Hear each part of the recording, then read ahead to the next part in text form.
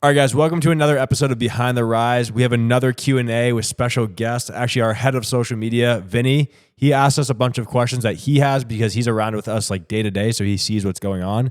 So we thought it's like a unique take, as well as our guest that we had coming up actually couldn't make it due to car troubles or traffic, whatever's going on. But just like in business, we still deliver value. We don't give up. We show up and we actually deliver value to you guys. So Vinny asked a bunch of questions on AI, starting a businesses. We talked about the early days for the guys in terms of the restaurants, how you build calluses, how do you scale, how do you know when to quit. It's really like, I think it's probably one of the best Q&As that we ever did. The last one we did was really good too, but this was like a real authentic like episode where we really get like a deeper look of like all the businesses and like how we got to this spot, this point so far. So hope you guys enjoy it. Make sure to subscribe, like the video. And if you do like the video, leave a comment below and share with somebody else that you think could get value from the episode. That's how we grow. That's how we get more subscribers, the better guests we have on, and it just makes for an overall better show. So we appreciate the support. Let's get into it.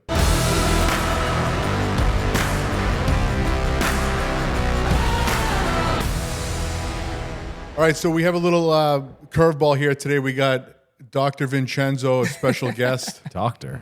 I'll take that. Dr. Vincenzo. Dr. Sounds Vincenzo Vigians, Vinny, whatever you want to call him. Chiropractor. He's joining us for a Q&A home team episode. We had Tina went to Florida out of nowhere, didn't tell anybody, didn't put it on the calendar, so we had that.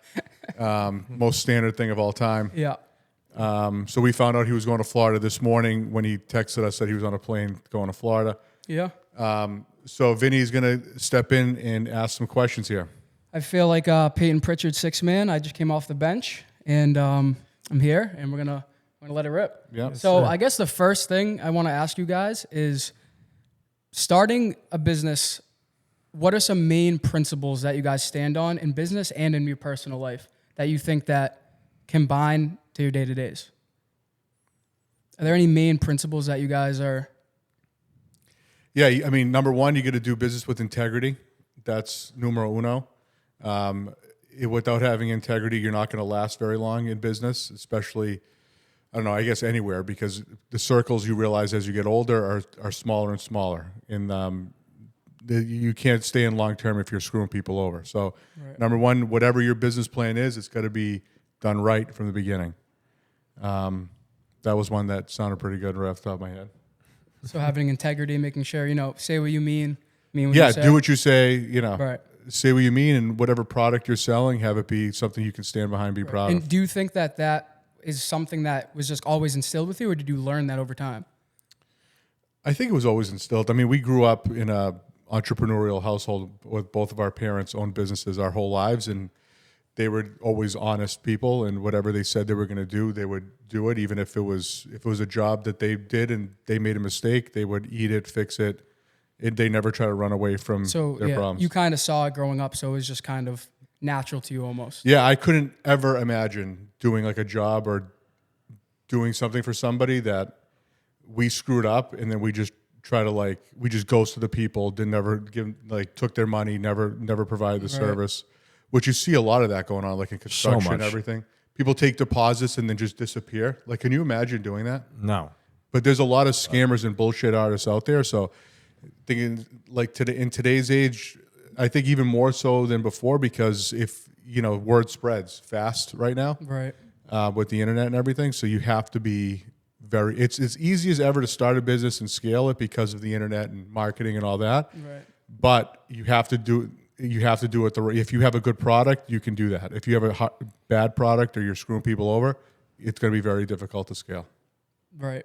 Yeah, social proof is like, especially in marketing too. I know you said marketing is like a negative there, but it's even like a pro in marketing. Like, you have to have so much social proof nowadays with AI, because everybody's making outlandish claims, this and that, starting whatever business. Like, the more social proof, testimonials, actual people you have talking about your product, service, whatever you're doing, that's going to be huge. Because anybody can use AI to come up with like fake most testimonials are fake. Like fake videos, AI ads right now, it's absolutely insane. So if you can create actual videos that are real and genuine, like Apple. Do you guys see Apple's ad that they did about the Apple Watch? No. The best ad I've ever seen in my life. They took the recording from an Apple Watch from this guy, and I think he was in Australia or New Zealand or something like that. He was surfing or something, swimming, got pulled out, way out, and all of a sudden hit the emergency thing on his Apple Watch, was talking that the whole thing is the live transfer between him and the emergency person be like, hey, I swam out, like I lost control. Like, where are you? Like, what beach?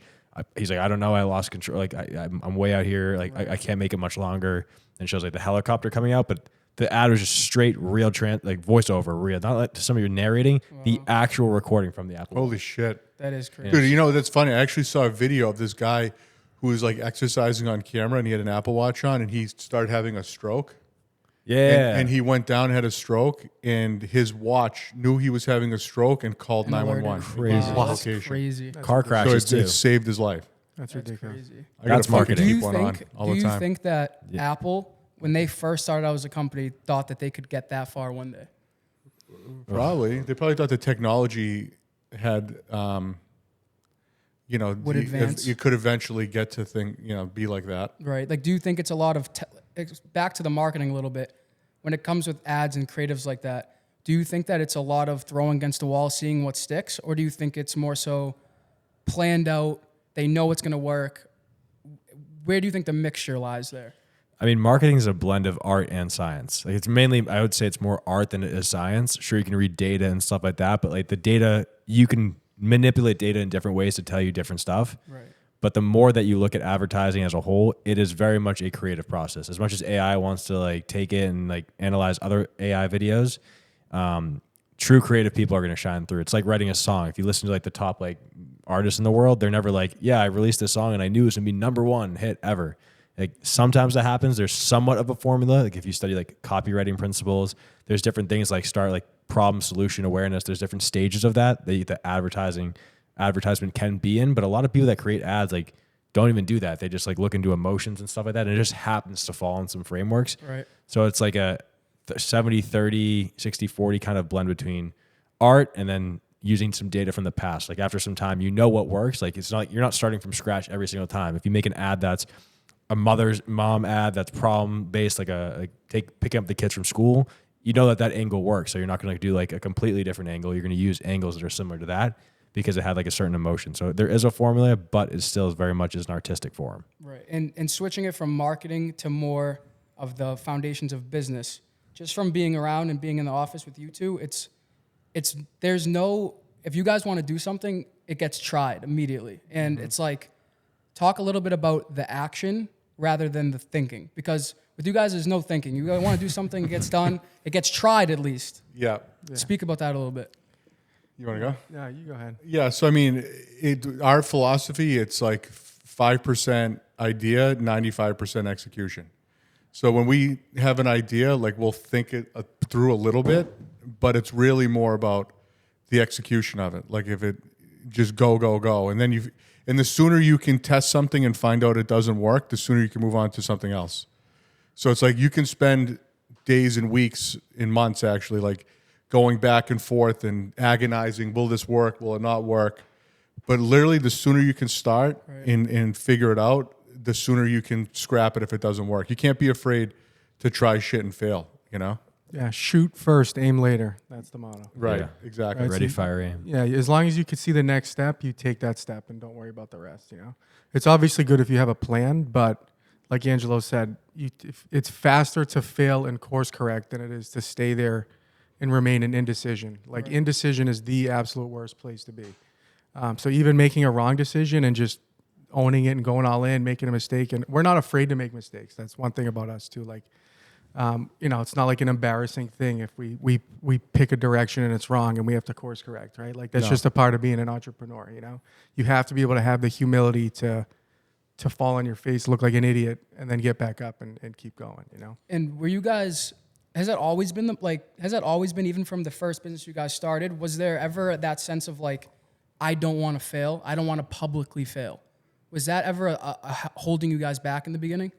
Never. Not publicly fail, but I could tell you the risk tolerance is different in different stages of life and where you're in different financial positions and stuff like that. Like, so it depends on on what it is that you're trying. If you're like risking like everything on this one idea that you don't know if it's going to be good or not, where you can literally be out of business tomorrow or not, on like, so you want to try to mitigate your risk in the testing phase until you know it works, and then go all in, you know? We'll test things to it like the lowest possible cost, you know? Right, exactly. Like if we're testing something, it's like we're not going to start by, it's $100,000 investment to figure it out. Like we'll start at the very first step, proof concept, and then, okay, this justifies throwing some money on it and growing it. You know what I mean? Yeah, exactly. It's a very like cash flow mentality I noticed with you guys. Like it's 100% like, all right, let's just like see if the shit works and then we'll put more and then we'll put more and then we'll put more versus like VC back like tech companies. Let's raise millions of dollars for something that we don't even know people want. And then, Yeah, like, I was try going to make say, it work. when you asked the first question, like what's one of our principles? Like I think we learned this from our dad is that we always remain profitable from day one. Like we've never had the mentality of like, okay, we have an idea, we have like an app idea and think, like stupid, we need to raise money and, and create a company that has all kinds of equity and for exit and this and that. Our thing was, it's one step at a time. We're going to be profitable the whole way, and mitigate risk that way. Yeah, I mean, because we're self-funded. We never took on outside investors. So some people say that's a bad strategy. Some people say that it's good. The negative to that is that you can't grow as fast as you want. There's companies that started around our time that like out of 10, right? 9 raised money. We're the only ones who didn't, right? Out of those 10, I would say 8 are now out of business. Yeah. Right? 1 is like way ahead of us, and we're still like chugging along on like eventually going to get there, but it's a longer path, but it's safer, and I feel like our foundation is stronger than even the one who's way ahead of us right now. So a quote just came to mind. It's like, don't run before you can walk almost. And it's like, do you think that kind of applied with you guys where it's like, we need to crawl, then we need to walk, then we need to run? Like 100%. Yeah. Not skipping, kind of go from A to Z. You can. If you go, even if you do somehow get to Z from A, right? And you skip all the steps in between, life will just knock you right back down to A because you're not ready to be at Z. You know what I'm saying? So true. It's like the universe won't allow it until you're like a person or a company that can handle, all the things that you need to be at Z. You're just life will just balance it right back up. And to get to A to Z, like the normal path or like our path, on the way up, you build callus and you build scars and the ability to take punches and the ability to deal with stuff. If you just go right there, you didn't build that foundation properly. Do you think that's why the businesses that borrowed the money so quickly that maybe they failed because they never had to actually learn those lessons? Yeah, I think so, because they never cared about being profitable. They just they could just raise money again. Like they know they have like a 6-month burn rate, and in 6 months they just need to go raise again. So they don't have the traditional principles in mind when they're scaling, right? They just open here, open there, invest this into here. Like we heard a story about one of the people who went out of business. They put a $600,000 or $700,000 like blast chiller in to their facility. Then when it got in, they realized they didn't have the correct electricity in the building for that. So they blew $600,000 without even being able to use the fucking thing. You think in a million years I would allow that to happen? We would allow that to happen? Right. No, we know every fucking wire that's going to come in. We're going to make sure it's absolutely perfect. Make sure that it can work exactly the way we want it to before we invest that money, because it's our money that we had to work for with blood, sweat, and tears, And that's the difference. So that's why people can go, that you can fail faster that way. Right.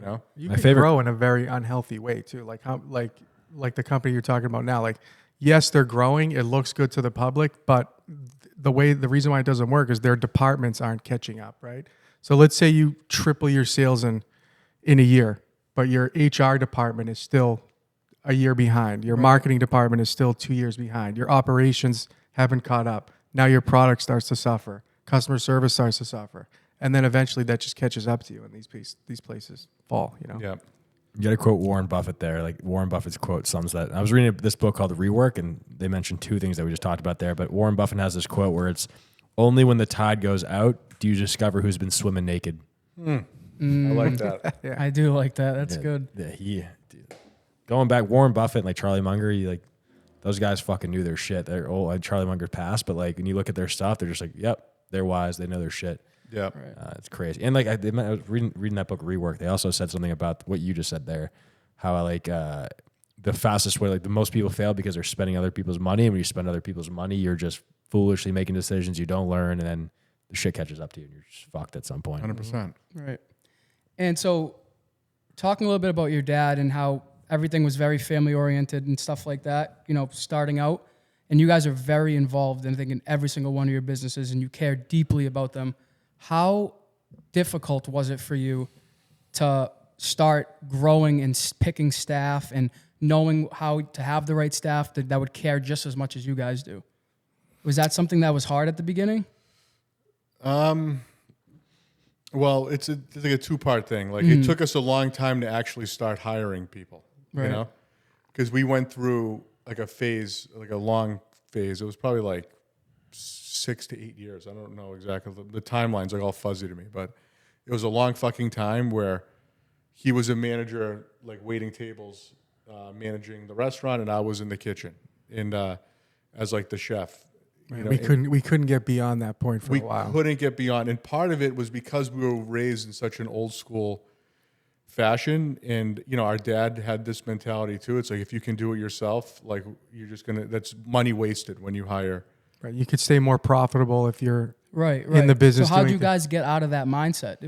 Was it still the same mindset, or did something have to switch where it was like, I don't want to do this anymore? I think it was talking to mentors and stuff. Yeah. Like the more people we talk to, like one of the things, it's like taking the apron off, right? Like you're no longer the cook in the kitchen. You're outside the business. You're not in the business every day. And I think that's where a lot of entrepreneurs get stuck is they can't get outside of their business because they feel like if they hire somebody else, the quality's not going to be the same. Like things are going to start to fall apart. But if you don't go through that process, you can't grow. It's not possible. No, it's physically literally impossible. impossible, You can have like good margin and live a decent life with like the one business and the one thing, doing a lot yourself. But it's a high paying job. Like you can't leave. You can't. It's hard to take vacations. It's hard not to be there 20. You're really Right. stuck. And a lot of people are stuck in that because to make that leap, you have to trust other people and you have to. But you know what I think changed it for me? When I was in the kitchen, I was the biggest motherfucker on the planet in the kitchen, right? Lucho can attest to that, right? Like, Oh yeah.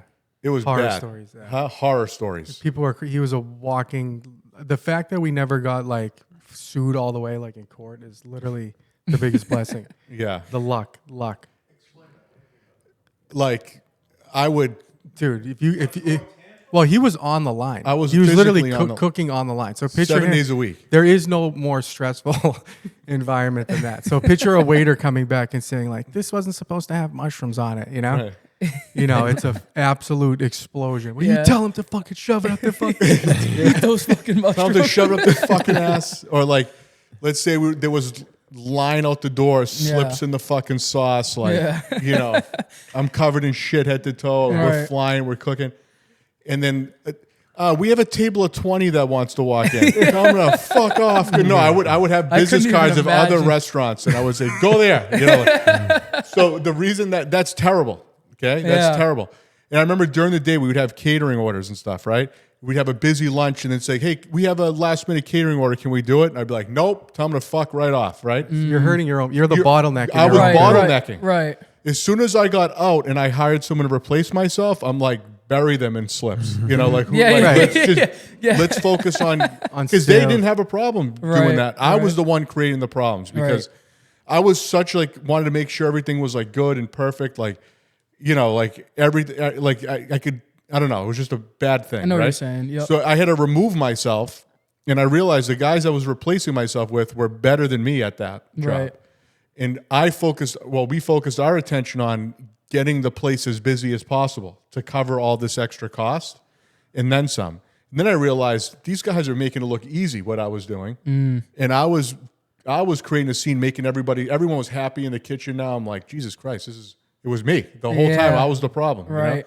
I always knew it in the back of my head, but it wasn't until I removed myself. And these guys make it look easy. It's like a walk in the park for them. And they can handle way more business. So the point is you get yourself out, you start focusing on revenue generating activities, Right. not just trying to like save cost. You know? Right. But at the same time, that was probably, for you looking back now, such a crucial part of everything. Like the stress that you endured behind the kitchen, you're enduring with stress now out of the kitchen. And if you could deal with that, you could deal with this. And in my eyes, I don't know. It kind of goes back to the A to Z thing. Like that might have been your D, E, F. You know? that built a callous and a work ethic in us that you can't even we don't even know what day of the week it is. Right. Like we were working day and night, so our like perception of like time and how hard to work, and I don't know, our capacity, I feel like, is just so much more because of that time. Oh my If we didn't go through that, I feel like we would be right. And we appreciate the work that the people do on the Of course. on the 'Cause on you've the, actually on the done ground. it. Right. So like now when somebody says, like, we make it a rule. So after that period of time when I felt we were so stuck, dude, we couldn't take a day. Literally, there was a period of time where I don't think we used to joke we didn't see the sun. 4th of July, beers in the parking lot. Yeah, that One single beer. us and us. Yeah. Yeah, Memorial Day weekend. That was like the only time we left the restaurant for 10 minutes and we went to a liquor store and watched people buy beers and go to New Hampshire for the weekend. And we were so pissed. So we went years without even like seeing the sun, literally, because the restaurant has no windows. So we Right. would go in the morning. It's like a Go in the casino. morning before like the sun came up and went home at night, like 10, 11 o'clock at night. Literally didn't see the sun, right? And so basically, so now we couldn't, if I needed to go somewhere on a Saturday, I remember there was a summer when we opened the restaurant in Beverly that I was the chef. Remember I was the chef when we opened Beverly, right? There was I think it was like a whole year, right? But there was one summer in particular where literally I had to work 7 days a week. And if I wasn't there, the restaurant didn't open. It was me and one other cook. And that cook couldn't read English at all, right? So I'd have to read him all the slips as I was doing it. So even if I went outside to smoke a cigarette, because I used to smoke like 2 packs a day at a time, if I went outside to smoke a cigarette or go outside for any reason and a slip came in, I remember a fried calamari came in. When I was outside, he made a chicken parm. He couldn't read it. So I literally couldn't leave the kitchen for 1 minute. So I missed, that was a summer that like 3 or 4 of my friends got married. I missed all their weddings. Wow. Okay, I missed all their weddings, all their bachelor parties. To this day, it makes me literally like sick that I missed all that, right? So now when we hire people, we make sure that they have 2 days off a week, and we have enough flexibility that they can cover shifts, because that shit builds resentment over the long time. So anyway, we know that. And also, if somebody does call out and there's anywhere to turn, we can jump into any position. We don't want to, but we can. Like and everybody knows it. Right. And that gives you a sense of, number one, for us, we never feel like anyone has us by the balls anywhere, which is super important. You could speak on any subject. And you can speak on it, yes. Like if we're talking about service, if we're talking about like the quality of food, how something's being stored, how something's being cleaned, we did it, so there's never any pushback. Yeah, and we're talking about menu development, like we can work with the chef to talk about like using ingredients in different places, because we were there in the mix doing it. How to upsell drinks or whatever, appetizers he did. So anyway, knowing everything, starting the right way, and then eventually getting yourself out of the kitchen or out of your belt off, your apron off. And then You have to go through that time though too. Like you need to be able to get through that time, which I think most people don't, because it's too much pain up front. It's like, what the hell am I doing? Like if we had any sense back then, we would have gotten out of the business. Oh, I remember we were 5 or 6 years in. I remember saying it, and we were outside by the dumpster, I remember. And I said to him, like, dude, we can go work at Market Basket, bagging groceries, and make more money than we have been. We literally worked there was like a 5 or 6 year period where we couldn't take paychecks. We would take, I remember it was $25,000 a year each in a salary. And then every month that money got redeposited back into the business. So we took the salary just so we could show some level of income. And then we would redeposit it back in to cover bills. Then he would waiter. And at the end of every night, we would split the tip. He would split his tips with me. That's how we got paid for 5 or 6 years. So he would waiter, make like $100 or $200, whatever it was. At the end of the night, he would come in the kitchen, give me half, and then he kept the other half. And then we both moved home and lived in our parents' basement until I was like 28. We never even considered stopping though, for some reason. Like a little bit that like there was a period of time barely. where I'm like, dude, how much more can we do with this? This is ridiculous. I missed all this. I'm 450 pounds. I can't even like fucking move, The stress is killing me. But we stuck through it, but there was really but that's where they say like, you ever seen that like that meme when like the dude's like digging a tunnel? Yeah. And he's got like Just this about much to get left, there? Yeah. and he's like, fuck it, let's turn around. But right on the other side is like all like the gold Diamonds and everything and- you've yeah. been fighting for. That's really what it was like. And we've hit that point so many times. I have anyway, like internally. Right. Now, compared to where you guys were, that driving force, like I'm not giving up, we're almost there, that type of mentality, what's the difference now? Do you guys still have that, I want to grow, we're not there yet, I need to do that? Or is it kind of relaxed since then? What do you think? You've been with us for a little bit. No, I know. I think What- it's what do you turned, guys I think? think it's turned up because now we're doing it with more intentional, more experience, we're more sure about ourselves. You know, like we've made all the mistakes. You know, I don't know. Now it's like, okay, this is it's starting to get, it's more fun now, honestly. Like this is the part we enjoy, you know, like building people, departments, different companies. With experience, it's more fun because you're doing, you know, it's like you have the answers to the test. You just need to fucking take the test. You know? Right. It's like Tom Brady, like towards the end of his career, where he said like things slowed down a little bit and he could see things more Yeah, clearly. yeah. Kind of feel like it's that, but at the same time, I feel like we're not even close, or like dead broke. Like we're like one wrong decision away Almost, yeah. from complete failure, and you're always trying to grow and do more things at all costs. So that driving force, I think, is stronger now than it ever was before. You know. Nice. Costa, I want to transition a little bit to you here. Coming from somebody, you know, does marketing, genius when it comes to AI and moving forward and anything, innovation. If you had 3, you know, main key things that someone could take, it doesn't matter what niche they're in, they could be doing this, this, or this when it comes to marketing that could help them, what would your 3 main things be? Or even 2. Number one is if you're not using AI, you're fucked. Hands down, like I don't care what anybody says. Like people make Tino jokes about it sometimes because like I'll do something really quick and he's like, you just copy and pasted that with AI. I was like, well, no, I actually didn't. Like if you look at the bot, what I did, like I created my own bot. I have rules and stuff that I built to do that actually produced like a result way better than he or anybody else could have ever done because I've programmed a bot to think a certain way. The way that I look at it too is like, it's just like saying that somebody has a computer versus somebody that has like before it didn't have the internet. It's like, what are you just not going to use the internet because like you're just like too proud? It's like if you're not fully engrossed in AI, whether that's like copywriting when it comes to marketing, creating ads, like you're done. But the thing is that people make the mistake is they're trying to use AI, but they don't actually know the principles. And the thing is, if you're just like, hey, I need ads for this, but you're like, you don't even know what a good ad is. Just like when they were talking about like stepping in at the restaurant, if you can't speak or you don't know how to like critique it when it comes back, it's going to be like mediocre results. That's when people talk about, hey, like you're mediocre with AI. AI can get like 80% there. The people that really can crush AI is when like you say, hey, I need to create 10 ads for this new company and I want the ads to be problem focused. So I want you to look up the 10 top problems people have about this sort of product, whatever we're selling here. Then I want you to take those 10 problems and I want you to use this copywriting framework of problem awareness solution, whatever it is, to actually create ads with those 10 different themes. So it's almost like combining all of the different AI things into one main thing. Almost. Yeah, it's combining the AI, but it's combining your mind. Like you have to have that foundational skill set to be able to have a conversation with AI to produce the result that you even want to produce. Because you have to know what's good at the end of the day too. A lot of times AI spits something back and you're like, oh, this is crap. If you don't know what you're doing, you're just like, I don't know, let's just try it out there.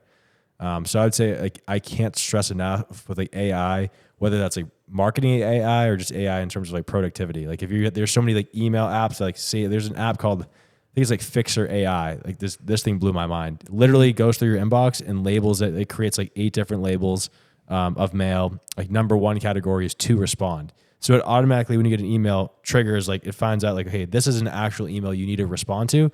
I'm going to label it as that. And what I'm going to do is I'm going to actually draft a response to that email. So when you go to respond, there's already a draft. And the draft is literally 80, 90, even sometimes 100% there. So you literally just click that, send. It's little things like that I know it's not necessarily marketing related, but a big part of AI is what I found is you can get easily overwhelmed because there's like so many chats and flying and it's very easy to get distracted. The more shit you can minimize by like little quick tools like that, the more brain power you actually have to do whatever task you want to do. So AI, if you're not using AI, but you have to make sure that you actually understand foundational principles, I would say is I know you asked for 2 or 3, but I would say that is the number one huge thing. And then 2, it really depends on which niche you're in. Like at the end of the day, like you just need to get leads for your business and convert leads. That's all marketing is taking somebody from where they are right now and then bring them to like where they want to be. So at the end of the day, you need to find a way that you can generate leads and convert those leads into actual paying customers. Right. And with that being said, now a lot of people want to use ads because ads a big way to scale online. But the issue with ads is it's very hard to be the cost to acquire a customer, meaning it's a fancy way of saying like how much does you have to spend on Facebook to actually get one customer. Mm-hmm. What happens nowadays is, especially with ads, it's getting more and more expensive to advertise. So let's say the cost to acquire a customer, you have to spend $100 to get a customer and your product costs $100. Well, if you do that, you actually broke even. And the truth is you probably didn't break even because there's actually operating costs there. Right. So you probably lost money. The real marketers can take that though and upsell people more products. Whether that's like an upsell directly, hey, bundle on this, and this, or it's selling them more products on the back end. So like they bought, let's say it's a dog business. Hey, they bought this dog toy for $20. It cost me $20 to get this dog toy. Well, if you have other toys to sell them and you email them, say, hey, you bought this dog toy, you might like this dog bed. Well, we actually sell dog food, this and that. It costs you $20 to get that customer. But then from there on, any sale you have further is profit. Of course, your expenses, but you acquired that customer for a price, and then you were able to continually make sales. There's a good book called Getting Everything Out of All You Got by Jay Abraham. He's like a marketing legend. The whole thing is about like, hey, what are the different ways you can make money out of your business? Like they take like dry cleaning and car washes and businesses and like instill like tactics and tricks where you can turn somebody, whether that's like a membership pass. It just shows you different ways that you can extract more money, but of course giving more value to your customers. Marketing is interesting because a lot of people like think it's just about taking, but there's different tips and tactics that you learn that you can actually make more out of that same customer and squeeze more juice out of that person. And it works both ways too. So I'd say those 2 are the kind of main back and forth you need to think of. That was impressive. I'm not going to lie. I feel like that was like, it just covered everything you need to know about that. Is there any, like, you talked about a lot of the pros when it comes to AI. Are there any cons? Are there any bad things about AI that you could see maybe arising in the future? Are there any, I know we see a lot of like, big time, dude. I mean, It's you a talk about slippery fucking slope with AI. I mean, in the way Cost is saying to use it, it's a great tool. Right. If you use it as a tool, the way Cost is suggesting to use it, I mean, it's a scientific fact that Costa has the power of 10 men. He's AI at this point. It's been discussed, it's been analyzed, and that's the fact right now. He's able to produce like 10 men, correct? A team of 10, right? It might increase. Huh? It might increase. It might have increased. The army of 20. Right. So that is scientifically proven that if you use it for that way, it's great. What I'm concerned about is what everybody's saying, like all the people who are really into it, they're like giving like little warning signs right now. Like Elon Musk is giving warnings. Like Bill Gates said something the other day. I forget what he said, but he said something like, within the next 10 years, there's going to be very few jobs that AI can't do better than a human. Yeah. Right. So now think about what that does. Right. Did you see Elon is creating these robots, these like humanoid robots or whatever, that they're being trained, and he said, what did he say? There was going to be like 1 billion sold over the next couple of years. Yeah, I read something crazy. Yeah. Crazy, right? So think about they can be trained to work in a factory or to work in whatever. Watch a human do it, and then do it like that. But they never take breaks. They never call out, and they never complain. They don't have HR issues. They work 24/7. They work 24/7. You need one guy there to put oil in them once in a while, and they just give them an oil change, and they just fucking keep going, right? Crazy. So my concern there is like, okay, if you play that out, okay, the cost of goods are going to go down because the cost of production is going to go way down with that, right? If you don't have to pay people, you have these robots doing it, and they're able to produce 24/7. But who the fuck is going to buy the product if nobody's working? I get the answer to that. What is it? Because I don't know. I can't see past it. The answer to that is that the foundational government is going to change to right. some sort of universal income. Okay, so you're switching to communism. If it leads to that, you're gonna have no choice because then there's gonna be no universal income. That's the only fucking way that everyone's gonna get a certain amount of salary or a certain amount of money to live off of, and then it turns into what are people's purpose? Right, life. of course. Yeah, it gets deeper and deeper. Yeah, if and- you go there, like, okay, Yep. let's say there are no jobs for, 80% of America, right? Like, unless you are, I don't even know, like, even if you own one of these huge companies, like, yeah. who the fuck are you selling to if 90% of the people aren't working, right? Right. And they're living on a fixed income. Like, that's bad, right? Yeah. That's, I can't see past it. So, like, what are people's purpose in life going to be? Like, you have kids and you're teaching them to do, you're just home with them all day. It's like you're going, it's like you might as well buy a fucking piece of land and farm your own shit. And then you raise your kids to be on the farm and work on a farm and grow fucking food to eat. And like, Right. you're just self-sustainable. Like, that's the only thing I can see that is like, And also, like a I lot don't of the know. like, I don't know if AI will ever get to the point, like contractors, plumbing, electrical. I don't know if maybe they'll integrate a little bit, but I feel like those jobs are pretty safe. I think that is the safest jobs for the foreseeable future. But I I do agree. think eventually, like, dude, look at all the stuff that's happened in the last 100 years. 100 years ago was 1925, right? Mm-hmm. Was that fucking Roaring horse 20s. and buggy in 1925? Like, what was going on they there? had Fords. They had Yeah, Fords. okay, but Yeah. was there even cars? I I don't think know. like I I think Ford like Henry Ford, Ford. just became Yeah. maybe. it There just were cars. but just think about the Slow amount cars. of Slow cars, but they were cars. But they were, yeah.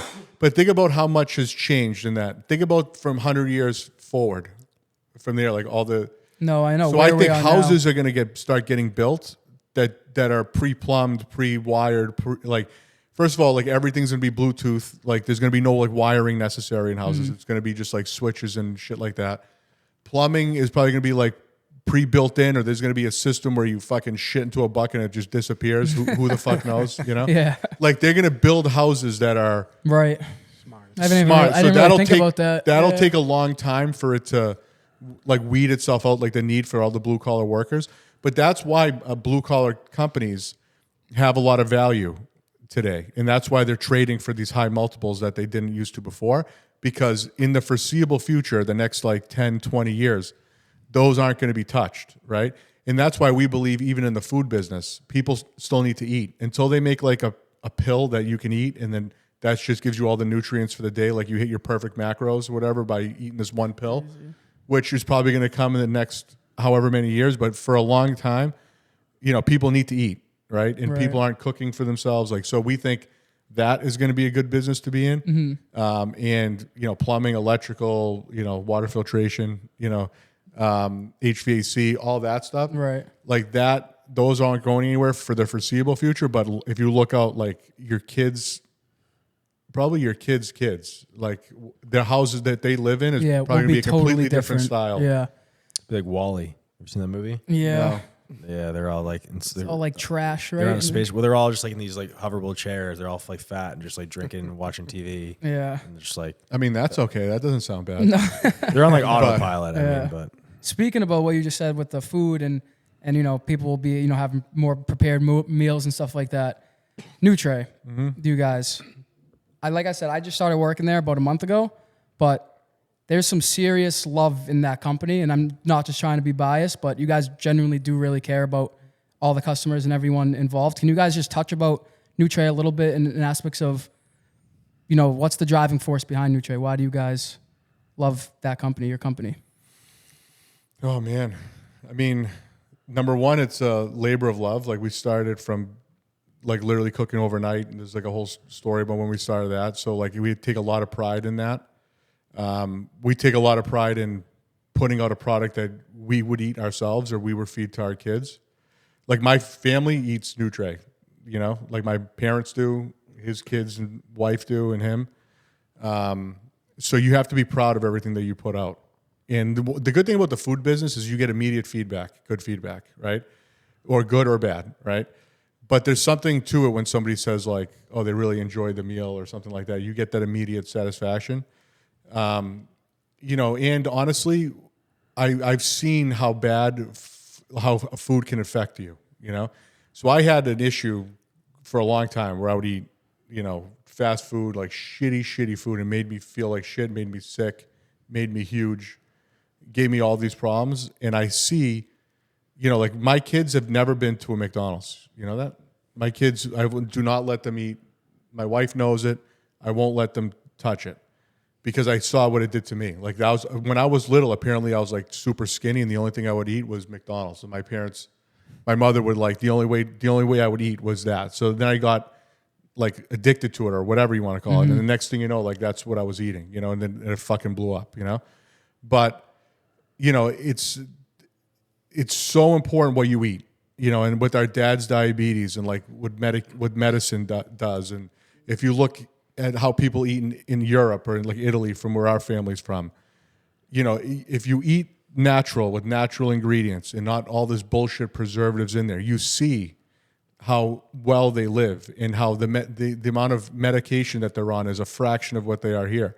So the purpose it's a huge purpose, and to be able to solve that purpose with food is like I feel like it's like an honor to be able to do that, and I feel like this intermission to do it as big as we can and as good as we can, and if we can do it at scale and keep that level of quality that no one else has really been able to do, to keep that quality at scale, I just feel like our purpose is huge. Yeah, I even I look back at some pictures of you Valentino, you guys from like 4 years ago, and I'm like, who the fuck is that? Like, who are these people? You guys, and not only talk about Nutre, but like you said, you eat it and it works, and it's clearly worked. Lucho, your recomp and phase that you went through and everything, and can you speak about how Nutre helped you through the recomp phase? Just the convenience of it and stuff like that. Yeah, I mean, we just did an ad for it, and I'm like, holy shit, actually, because you don't even think about it. We've been when you're like in it so much, you don't even think about like how it was used. But it just kept me on a schedule, like it takes the thinking out of it. So I had, I would make my own breakfast. That's just kind of the routine that I went through. I had my own breakfast, and then I had a Nutre for lunch and a Nutre for dinner. And I just would check the macros as long as they were within a certain range. I had my macros I hit for the day, and it was easy. Like the eating part of it was easy. Like controlling the appetite is one thing, but like my body kind of got adjusted to it, I think, at some point. And when the food is good, it helps, Of course. And then you're also trying to, like, every time when you're eating the food like that actively, you get more feedback on the product too, Right. which drives even more like improvement in the company. So, and then it just builds and builds. And right. Because I feel like a lot of people talk about, convenience, and that's the main driving force behind meal prep companies. But other than convenience, you guys are quality. Like the food tastes good. You can have convenience as much as you want. If it doesn't taste good, you're not going to stick to it. You're not going to keep doing it. We grew up around food. Right. Like when we were kids, like, I would be dying to go to my friend's house so we could order a pizza. Like every single thing that we had growing up was homemade. Always, every night. We had dinner on the table every single night. So and our family in Italy, cousins, uncles, everybody was in the food business with top quality shit. So we've always known quality. It's kind of been like a secret weapon that we've had this entire time. Yeah. Like we could taste and have really good feedback on food all the time, and we're also operationally savvy as far as like how to prepare food. So those two things together has been a good thing for us. Yeah, no question. And then so as you guys are getting bigger with Nutre and scaling, has it been a challenge to try to keep the quality, because there's more meals coming out? Has that been something you guys had to really dial in on and sit down and be like, listen, we're getting bigger, but we can't sacrifice the quality of the food? Oh, big time, dude. Especially at this scale, right? Let's say you're buying 5,000 pounds of chicken a week, for example. I'll give you the example right now that we're dealing with. If you're buying, let's say, 5,000 pounds of chicken a week, when you're at that scale, you can bully your distributors around a little bit, right? And you can try to save a little bit here and there and try to use your buying power as leverage. So you have a decision to make. You can either go to a lesser quality chicken and save maybe 50 cents a pound, or call $1 a pound, which would save you $5,000 a week, right? $20,000 a month. That's $240,000 a year. That goes directly to your bottom line, or it goes direct. You can save money there, or you can buy canned vegetables instead of fresh produce, right? So that's the decision you make. Or you can find the absolute best product available, and it's $2 a pound more than you're paying now, or sometimes double. So that one decision, you can go from saving $5,000 a week, or costing you, if it was $2 a pound more, $10,000 a week more, right? So what do you do as a business owner? We make the decision every fucking time to go with the more expensive and the better quality, because we believe that the better quality product wins at the end always, you know, to the detriment sometimes of the bottom line, you know, like that one decision alone we just made on the chicken. It's going to cost us if you do it, if it's $10,000 a week more, that's $500,000 a year more in cost, right? You know, for the purpose of making the quality better, Right. and to give the customer a better product that will hopefully our hope is that the lifetime value of the customer, they'll stay on longer, they enjoy the product more referrals, more word of mouth, and something you're proud of that is in the best interest of the customer. Right. What's the chicken brand you guys just switched to, by the way? Bell and Evans. Oh, nice. Okay. The Ferrari of chicken. As Tino likes to say. Ferrari of chicken. He was here, he'd say that. So, Yeah. and that seems to be in every, you know, you guys have your hands in like a bunch of different things. Starting out, I guess, or not just starting out, but it gets probably hectic at sometimes, you know, one day's this, one day's that, one day's this. Do you guys have time where you're just like, I need to like chill, I need to focus on something else for now, and then like come back to this? Or is like, how do you guys handle so many different things at once? Honest question. Like just from an outsider looking in, it's like one day you're talking about this, one day you're talking about that. It's like a lot. It is a lot. And honestly, I don't recommend it for a lot of people, like the doing many different things at once. Like, you know, the normal path is you grow one business. Right. And you focus all your attention on that one business until you make it big or have an exit or big liquidity event. And then you can start diversifying. But because there's three of us, we've always felt like we can handle more. So we have basically four different businesses running. And it's a lot, you know, like where your mind and I wonder sometimes if we just focused on one thing, like what that one thing would be, what would do. But, you know, it's like, we call it a disease. Like we have like the disease where we need to try to do as many things as possible. Yeah.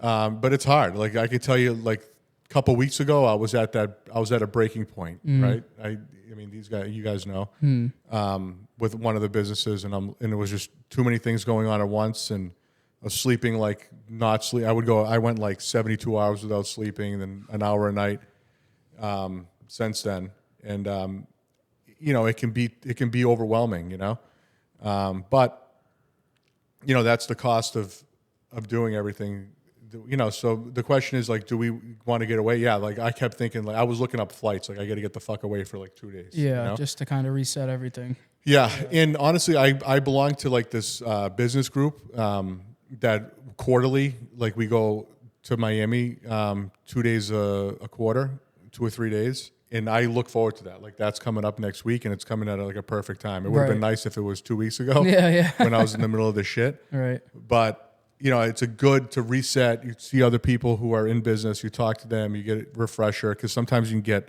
lost in the sauce, like in your own like little bubble, that you forget like the big picture. And going there and talking to other people. That's why your network is so important. Is that you're around other people who are dealing with big problems. Right. It makes you realize that what you're dealing with isn't the end of the world. I mean, I called my mentor. We actually went out. We went to dinner and went out the other night, and I was like talking about all this shit, and he was telling me about his shit. I'm like, geez, your shit is worse than my shit, you know?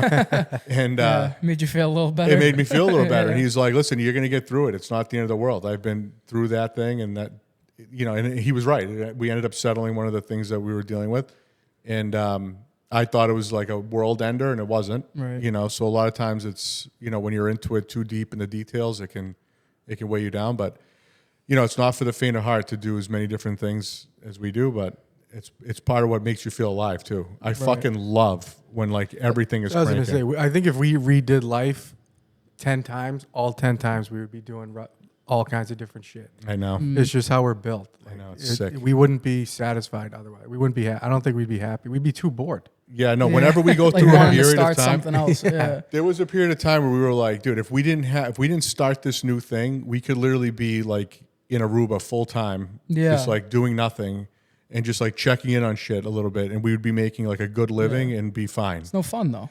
But we'd be fucking miserable. You know, like if there's not all this action, Right. you know, like I love those days where it's like meeting, you know, bang shit out and like really getting things done. Right. You know, like those are the best days where I feel the best. I sleep the best at night. Right. I go home happy. Right. Like you feel fulfilled. Like you actually did shit that day. And you actually, you exactly. It's those days where it's like you're stuck in indecision and you're going crazy thinking about things that, and you're not producing or you're not moving forward. Right. That those are the days that it's like the hardest, you know? It's low key, might sound harsh to say, but it is an addiction of some form. 100%. Dude. Mm-hmm.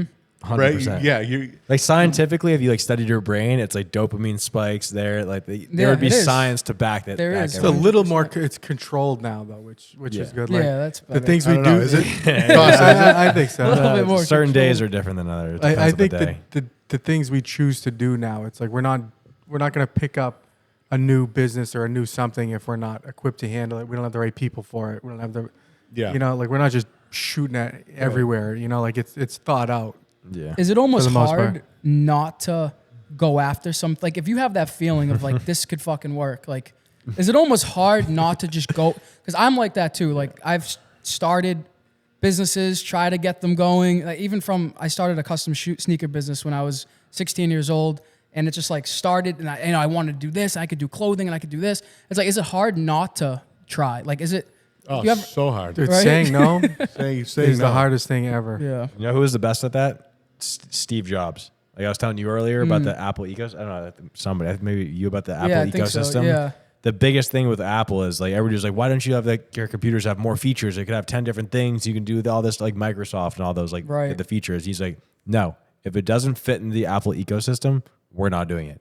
If like the Mac can't sync with the iPhone, can't sync with this, we're not doing it. So like that was his like, I think if you look at the study back, his thing was like simplicity is the ultimate form of sophistication. Right. Was his quote, because he's like had to say no. They had meetings specifically where he's like, okay, let's hear your ideas. All right, what can we say no to? No, we're not doing that. No.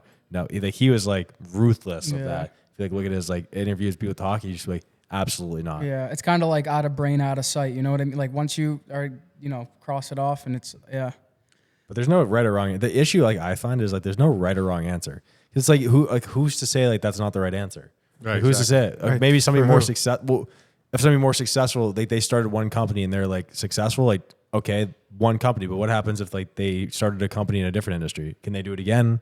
So really, at the end of the day, it's like who do you even know to like right. who And it's has done it? what you want too. Like what do you want out of it? And like that's the same thing. It's like you could start 9 more businesses, I bet. But is that something that's going to make you guys feel fulfilled? And is that something? Is it going to be too crazy? And At You this know? point, not unless we can do it at scale, right. you know, and do it the right There's way. a clear path. Yeah, and exactly. We definitely, one thing we do now is we play the tape until the end. Like if we're going to start a business, it's with a clear plan, and with a path to get there. You know, it's not like we're not going to figure something out too much from scratch now. You know what I mean? These days. You know what's huge too that I think you guys do too now? You might not do it like consciously, but I think there's like there's an idea of like, okay, we're gonna do this, and if like we don't hit XYZ by this date period, like cut and bait. Like I don't know, I think Lucci, you were talking about that the other Yeah. day, but like having, or maybe it was with Tino, talking about like, hey, we're gonna give this thing a go. Like we're gonna do all this is how it's gonna look. And if it doesn't get there, it's like, okay, then pivot. Like, is there like a formula to that you guys like think about when starting stuff? Or you're just Yeah, like, it's cash flow. Yeah, It comes back to cash flow. Yeah, every time. cash flow. Like so now, we talked about this even when you start a business. Like, what's your plan, right? yeah. So like we're big on like building, asset value and the enterprise value in the business, and then having a potential exit down the road. Right. If we see a path to be able to build with systems, build with the right management team, build like that for a potential exit, then we'll stay in. But if we find that, okay, this was our plan, is to do this, and this for this business, we're going to execute on that at a high level with the right team to start. we're not going to bootstrap it at this stage. Like, we're not going to be the ones like doing the installations or doing the selling or doing this. We can't. We don't have the time to do it. Right. If we can do it with this team, invest some money in, we're going to do it with the team. We're going to push with the team, knowing what we know on how to do it. And after like a year, we're going to see where we're at. Like, did we do everything that we said we were going to do? And does it work the way we thought it was going to work, you know? And if it's worth it to continue from that point on, then, you know, we will. But I don't want that to sound like it's like, oh, you're just going to give it the old college try and then quit. No, because once you get into it, then there's, okay, this didn't work. Let's try this different way to make it work. But the point is like we have like a goal and a path now. Like, before we started this new company, we roll out like a pro forma, you know, like the financial pro forma, like how much revenue we need to do. Here are the different like 3 legs of the business that are going to bring in revenue, what the costs are going to be. We're going to hire the right team from day one. So we're going to have this big overhead in the beginning, which we're going to need to supplement that cost in the beginning until the sales catch up. And then by the 6th month, we should be cash flow positive. By the 12th month, we should be on a run rate to make X amount in revenue, which at a X multiple, the company will be worth that much, you know? So then what we need to do for year 2 is we need to put fuel on that thing and just do more of that same for the 2nd year, and on the 3rd year, and on the 4th year, you're ready for an exit. You know? So it's like there's a plan in place before we're going to start something at this point. And then how do you like know when to quit though? Like, say like a lot of entrepreneurs are out there like starting businesses and they're doing that, following that plan, but then they're just like, it's almost like a gambling addict, almost like, oh, I could bet more, I could win. How do you like tell people like, how do they know when when's to the time cut bait? to just lace them up? Like, when do you when know? to hold them, when to fold them? Yeah, when do you know? Is it just like like, because like you said, you guys in the beginning got to that point where it's like, I don't know, like when. It's hard, dude. It's different. It's the different stages, right? Like if it's your livelihood that like you have everything invested in, you've been in for 10 years, and you know it's hard to cut bait and just do something different. You know, it's a different thing. But when you're playing with like house money, for example, and you're able to like bet into this one thing, it's like playing blackjack. It's like you've been at the table for, you know, 12 hours. You know, it's time to throw a hand. Yeah. But if it's like your last dollar on the fucking line, you know what I'm saying? You know, you're gonna fight until you're up. You know what I'm saying? So it depends on the stage. It's hard to tell somebody when to fold. But normally the market will speak to you. If the market doesn't want your product and you're just trying to jam it down people's throat, then it doesn't work. That must be such a hard pill to swallow. You know what I mean? As a business owner, and you're just like giving it everything, and the market's just the market. Yeah, and it could be just like that happened. I know we talked about the marinara sauce before, but I think that happened there a little bit, where the market wasn't willing to pay the price that we had for the product, even though it was a superior product. I still think it was the best product on the market, but the market spoke where people weren't willing to pay that amount of money for us to be profitable in the business. And at that point, we had a decision to make: either keep going and keep investing and keep putting time in, and we don't, or cut bait and try something different. And that was a decision we made at the time because it was the right decision, and it ended up being the right decision for us at the time. Right. We ended up starting Nutray. We stopped that and went all in with Nutray at the time. It was 2018. Yeah, 2018. So at that time, it was like we were at a fork in the road. We made that decision. So nobody can answer that for you, but normally the market will speak, and it's either your product, the market doesn't want it, or the price point is off, or the quality is off, or just the product itself, there's no room for it on the market, you know? So you have to listen to the market. You can't be like ignorant to that. You have to put your ego aside and try to look at it from like a 30,000 foot view. So, I think that's a good way to wrap it up. Yeah. Wrap it up. That was a monologue of a quality answer. Vinny, good job doing the questions, right? Thank you. Round of applause for Vincenzo. Yeah. Yep. Thank you. Off the bench. We asked him to be in. We asked him to be in here like 10 minutes before the thing started. I probably less. I just called you up. I called you up. I was like, "Yep, you want to be on the podcast?" Yeah. Hey, happy to be here. Happy to do it. Like I said, you guys are great, and just feel like I'm, taking a step where I'm just like surrounded by the right people, and I think that's super important in anything. It just, it's hard to be a bum when you're like around people, like you guys. So We Thank do need you. to increase the volume of videos that we're putting out, Vinny. So Yep. No, Say we're that on a quality, public forum. quality. They're going up. Can't sacrifice quality for yeah, quantity. but we do need quantity. Well, that'll be a story for another day. Alrighty. All right.